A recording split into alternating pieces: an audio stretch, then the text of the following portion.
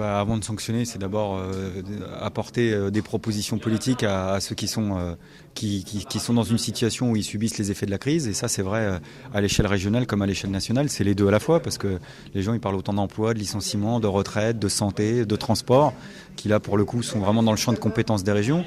Donc à tous ceux qui veulent battre la droite et qui ne se retrouvent pas dans le bilan des régions de gauche, on propose de voter le plus à gauche possible. Et c'est le sens de notre liste ici en Ile-de-France par exemple.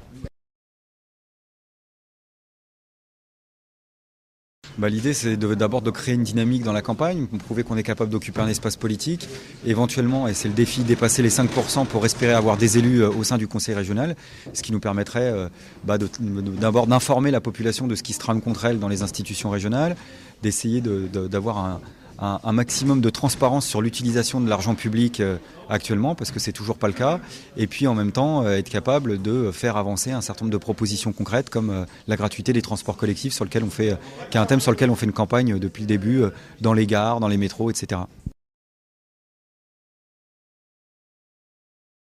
Notre projet, c'est le projet d'une Île-de-France pour tous, plutôt que le Grand Paris, qui est un projet à la fois mégalomaniaque et très inégalitaire, puisque l'État s'apprête à te mettre sur la table éventuellement 30 ou 35 milliards d'euros pour en effet finalement financer les plus riches. La population ne verra pas la couleur, et 35 milliards d'euros, c'est déjà des années et des années de transport collectif gratuit pour tous ceux qui aujourd'hui n'ont pas les moyens de se déplacer collectivement, qui sont obligés de frauder, qui sont obligés de s'arranger, qui sont obligés de bidouiller. Ce serait aussi autant d'argent pour investir dans les infrastructures qui permettraient de désenclaver les quartiers populaires, de relier la banlieue à la banlieue. Donc c'est un vrai choix de société en effet entre ce projet du Grand Paris et un autre choix qui serait celui de la défense des couches populaires qui vivent en Île-de-France et qui ne se sentent pas représentées actuellement. Non, on n'est pas au marché aux puces. Le but du jeu, c'est pas de faire un juste prix entre nous. Le but du jeu, c'est de savoir si la gratuité des transports collectifs est finançable. Je vois vraiment pas pourquoi on s'en priverait. Alors ça dépasse le budget de l'Île-de-France, ok, mais je vois pas pourquoi on se retournerait pas vers l'État pour que l'État taxe les profits des banques et fasse en sorte que l'argent rentre pour avoir la gratuité des transports collectifs. Je vois pas pourquoi il faudrait que nous, on soit toujours raisonnable du point de vue de ceux qui pensent et qui sont absolument pas raisonnables, puisqu'en 24 heures, on a été capable de donner des dizaines de milliards d'euros avec l'argent de nos impôts pour financer un plan de sauvegarde des entreprises bancaires, donc il peut y avoir deux poids deux mesures. Donc nous, si on a des élus, on souhaitera faire avancer un certain nombre de dossiers. Quand on a eu des élus en Midi-Pyrénées, on avait obtenu la gratuité des transports collectifs pour les chômeurs et pour les précaires. C'était une promesse de Jean Pauluchon. Pour l'instant, il n'y a que les RMI qui touchent la gratuité des transports collectifs, toujours pas les chômeurs.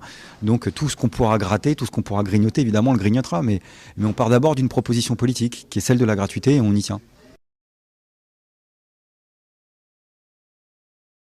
Non, mais disons qu'il y a des partis politiques qui ont dirigé la région ensemble depuis 6 ans, ici comme ailleurs, le Parti communiste, le Parti de gauche, les Verts, le Parti socialiste. Ils assument ensemble leur bilan, d'ailleurs. On les empêcherait même pas de présenter une seule liste s'ils assument ce bilan, d'autant plus qu'ils s'apprêtent à reconduire la même majorité ensemble. Nous, on n'était pas d'accord avec cette majorité de gauche, donc on voit pas pourquoi on irait demain dans cette majorité-là. On préfère être un contre-pouvoir à cette région de gauche pour justement faire avancer ce qui va dans le bon sens et être suffisamment libre et indépendant du PS pour pas voter des choses qui seraient contre nature pour nous.